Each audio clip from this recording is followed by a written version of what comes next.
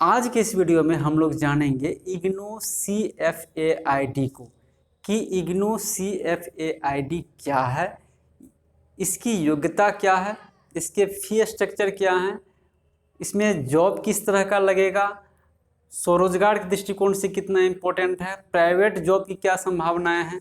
हमने सारे क्वेरीज को जो अब तक आए हैं हमारे पास, सारे क्वेरीज के आंसर को हमने इस वीडियो में पूरा किया है। इसलिए इस वीडियो को आप जो है पूरा देखें। आइए हम लोग पहले जानते हैं इग्नू CFAID है क्या। तो इग्नू के बारे में हम बताने की कोई ज़रूरत नहीं है। इग्नू हमारा सेंट्रल यूनिवर्सिटी है और पूरे देश में अलग अलग स्टेशन के माध्यम से ये एजुकेशन प्रोवाइड करते हैं। तो इसी इग्नू में certificate in first aid launch किया गया है, IGNOU certificate in first aid. इसी को शॉर्ट नेम में हम लोग इग्नू CFAID कहते हैं। इसकी जो न्यूनतम योग्यता है महज 10th पास है।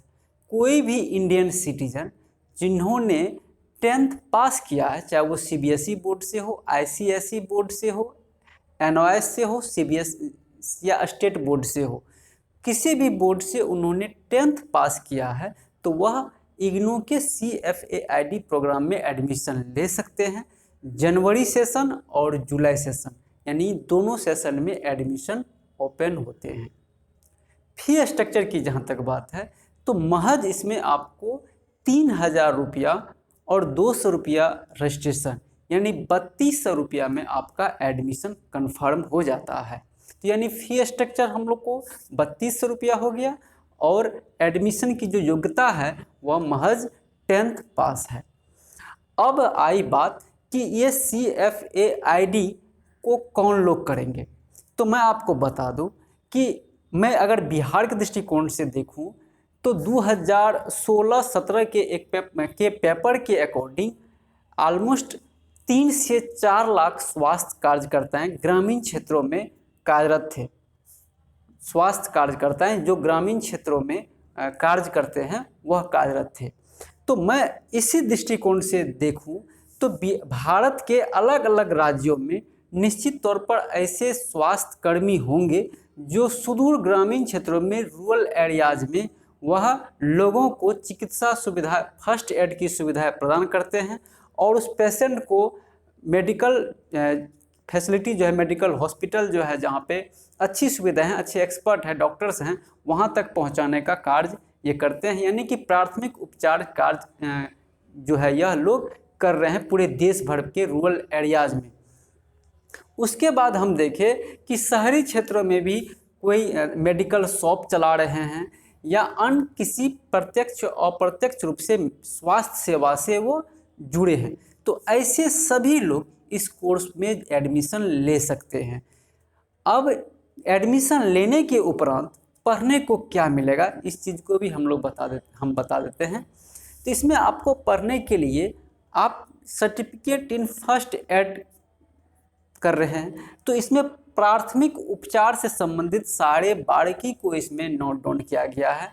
दैट मीन्स कि बर्न का केसेस, जो जलने वाला केसेस है, ये भी आकस्मिक दुर्घटनाएं में आती है, तो कैसे एक बर्न चीज़ों को आप मैनेज कीजिएगा, तो इसमें जो है आपको सिखाया जाएगा। कोई डूब रहा है, डूबने के उपरांत उसको निकाला गया तो उसका फर्स्ट एड कैसे किया जाएगा, तो ये आपको इसमें दिया हुआ है। इलेक्ट्रिक शॉक किसी को लग गया तो वो इलेक्ट्रिक शॉक से आप कैसे किसी को बाहर निकालिएगा, कैसे उसके लाइफ को आप बचाइएगा डेंजर जोन से, तो वो इसमें आपको बताया गया है। उसके बाद कोई एक्सीडेंटल केस हो जाता है, उससे इंजरी आ जाती है, तो उसको कैसे आप डील कीजिएगा ये भी आपको इसमें बताया गया है। किसी को हार्ट अटैक आ गया तो कैसे करना है। कुल मिला के आकस्मिक दुर्घटनाएं में जो भी आपके थिंकिंग तक जाता है वो सारे चीज़ों को इसमें इंक्लूड किया गया है इसके सिलेबस में।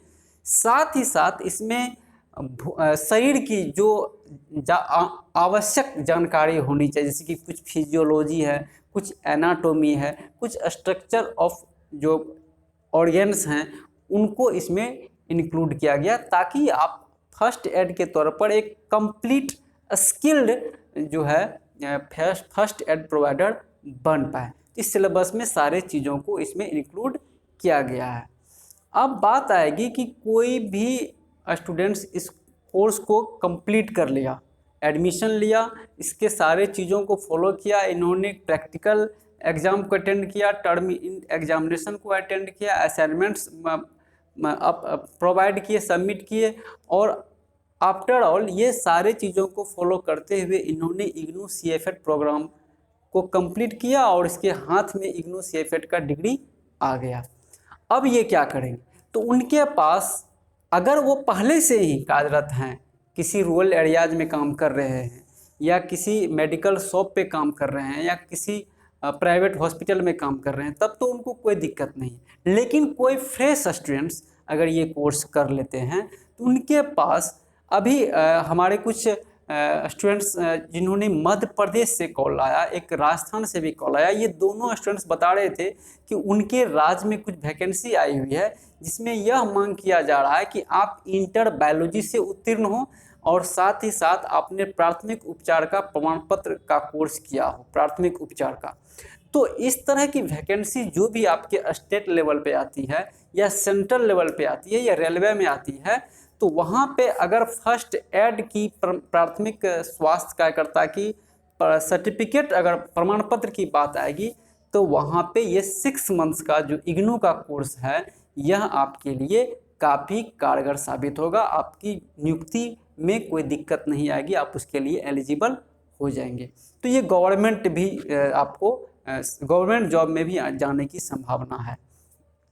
फिर बात आए गवर्नमेंट जॉब के बाद हमारा आता है प्राइवेट जॉब। तो प्राइवेट जॉब में जब आप इग्नू से सर्टिफिकेट इन फर्स्ट एड का कोर्स कर लेते हैं तो आए दिन आप छोटे शहरों से लेकर बड़े शहरों में भी प्राइवेट हॉस्पिटल खुल रहे हैं, वहाँ पे प्रशिक्षित स्वास्थ्य कर्मी की सख्त ज़रूरत होती है जिसको फिजियोलॉजी, एनाटॉमी या फर्स्ट एड की जानकारी हो। तो फिर आप तो इग्नू से फर्स्ट एड का कोर्स किए हैं तो आपकी काबिलियत पे ज़रा सा भी शक नहीं होगा, तो आपको उस प्राइवेट हॉस्पिटल में आपको जॉब लग सकती है। तो आपको प्राइवेट हॉस्पिटल में छोटे शहरों से बड़े शहरों में भी हो गया। गवर्नमेंट जॉब की भी संभावना हमने आपको बता दिया कि आपके स्टेट में या सेंट्रल में जहाँ पे भी प्राथमिक उपचार का प्रमाण पत्र का मांग होगा तो आप उसके लिए एलिजिबल हो जाते हैं। उसके बाद जो ग्रामीण क्षेत्रों में स्वास्थ्य के क्षेत्र में काम कर रहे हैं, जिसका काम है कि प्राथमिक उपचार करने के पश्चात वो पेशेंट को जो है मेडिकल जो हॉस्पिटल हैं जहाँ पे कि मेडिकल के डॉक्टर्स एक्सपर्ट बैठते हैं वहाँ पे पहुँचाते हैं आफ्टर डूइंग फर्स्ट एड। तो ये जो प्राथमिक उपचार हैं जिनके पास कोई भी प्रकार का प्रमाण पत्र नहीं है, तो ऐसे लोग इस कोर्स को कर सकते हैं और निश्चित तौर पर ऐसे लोगों को इसका बहुत ज़्यादा फ़ायदा मिलेगा। अब बात आएगी कि सर इसका मोड ऑफ इंस्ट्रक्शन क्या है, कि इसका मटेरियल्स किस में मिलेगा। तो देखिए इसका मटेरियल आपको इंग्लिश में मिलेगा, इंग्लिश मीडियम में। क्योंकि आप मेडिकल साइंस की पढ़ाई कीजिएगा तो निश्चित तौर पे आपको इंग्लिश मीडियम में ही पढ़ना पड़ेगा। अब फिर माइंड में आएगा कि सर हम तो बहुत दिन पढ़े हुए हो गए हैं। तो भाई साहब आप जब इंग्लिश मीडियम में थोड़ी बहुत आप पहले से पढ़े हैं और थोड़ा सा ईगरनेस दिखाइएगा तो इंग्लिश मीडियम कोई बड़ी बात नहीं हो जाती है। अब आप फर्स्ट एड प्रोवाइडर अगर हो जाते हैं इग्नू से, तो कल हो कि आप हॉस्पिटल में या गवर्नमेंट में कहीं भी जाइएगा, अगर इंग्लिश मीडियम में आप पढ़े लिखे रहिएगा तो वहाँ पे आपकी इमेज दूसरे जो हिंदी मीडियम वाले फर्स्ट एड प्रोवाइडर होंगे उनकी तुलना में आप बेहतर कहलाएंगे। और इंग्लिश मीडियम में मेडिकल साइंस को जानने से होता क्या है कि आपका एक्सपीरियंस बढ़ेगा, साथ ही साथ बहुत सारी चीज़ों के को समझने के लिए जो है समझने के आप योग्य हो जाते हैं। अब एक दूसरा बात भी आ जाती है कि सर ये 6 मंथ्स क्या इनफ है। तो हम कहेंगे कि 6 मंथ्स तो आपको एक सर्टिफिकेट मिल जाता है, लेकिन आप इसमें और भी जानकारी आप रखिए।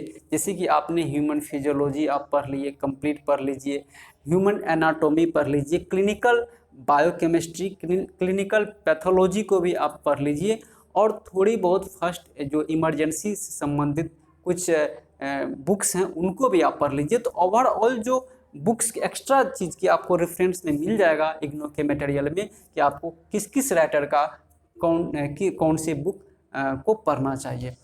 तो वहाँ से आप इस चीज़ों को, अपने नॉलेज को अपग्रेड कर सकते हैं, स्किल को अपग्रेड कर सकते हैं। तो निश्चित तौर पर इग्नू CFAID का जो कोर्स है, जो स्वास्थ्य के क्षेत्र में डायरेक्टली इनडायरेक्टली कार्य कर रहे हैं, कार्य करने के इच्छुक है, उनके लिए यह कोर्स वरदान बन के आया है। तो निश्चित तौर पर हम चाहेंगे कि ऐसे व्यक्ति इस कोर्स से जुड़े और एडमिशन ले इस प्रोग्राम में और अपने जीवन को बेहतर बनाए।